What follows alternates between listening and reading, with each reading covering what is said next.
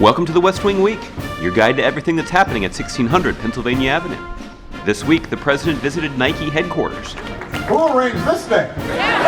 He joined a panel discussion on combating poverty with economists, welcomed leaders of GCC countries to the White House, and congratulated the graduates of one of the top community colleges in the nation, where he also crossed a certain geographical threshold. I can do this. I can course.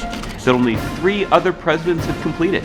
That's May 8th to May 14th, or the 50th I state. have now been to all 50 states as president, and I was saving the best for last.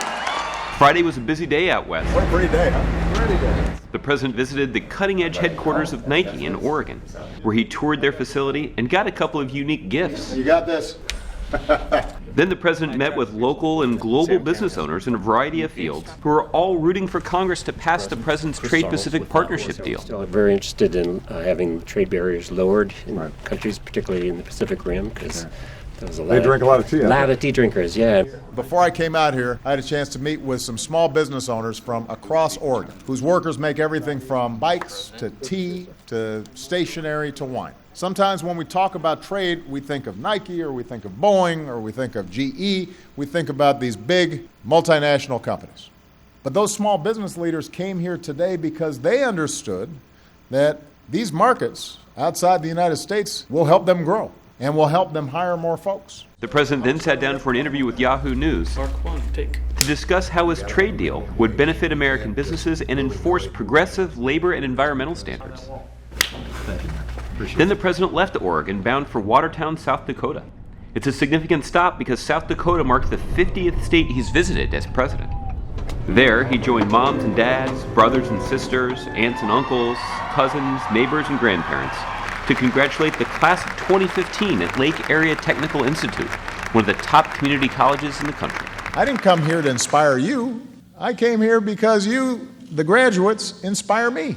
We should have faith in people like you. We should invest in people like you. Our budgets should reflect that we care about you. For everybody willing to work for it, we need to make 2 years of community college as free and universal as high school is today. It's the right thing to do. There you go.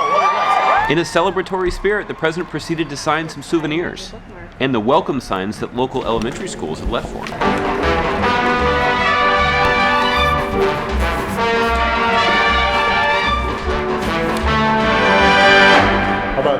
The arrow.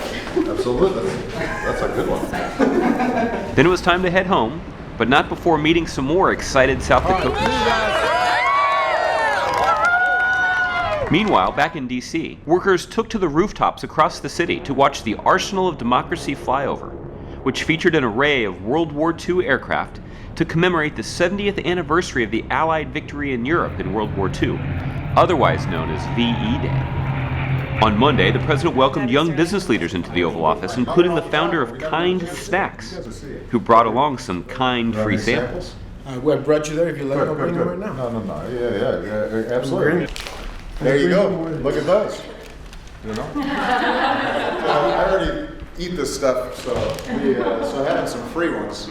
In fact, some of these have made the appearance on Marine One, haven't they? Yes, they have. So you should know that on Marine One and Air Force One we have some. It's a huge honor. These young business leaders will serve as presidential ambassadors for global entrepreneurship, or PAGE, and they're tasked with expanding the frontiers of inspiration, opportunity, and development all around the world.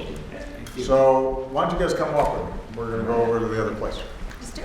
Let's do it. To all the young entrepreneurs out here, you are the face of change. You have the power to drive creative solutions to our pressing challenges. You know, when you go to some of the toughest places in the world, where violence and deprivation are sadly daily facts of life, what people are most eager to hear about is opportunities to start a business. On Tuesday, the president joined a panel of experts at the Catholic Evangelical Leadership Summit on Overcoming Poverty at Georgetown University, where he discussed how investing in our kids, our neighborhoods, and our public services can fight poverty and inequality and expand opportunity for all Americans. I think it's important when it comes to dealing with issues of poverty for us to guard against cynicism and not buy the idea that there's nothing we can do, because there's a lot we can do. On Wednesday, the president prepared to host high-level talks on the future of U.S. relations with the Middle East. The first arrival was Saudi Crown Prince Mohammed bin Nayef for a bilateral meeting in the Oval Office. Then the group came together to begin the official discussions with the president welcoming delegations from Bahrain, the United Arab Emirates, Saudi Arabia, Qatar, Oman, and Kuwait.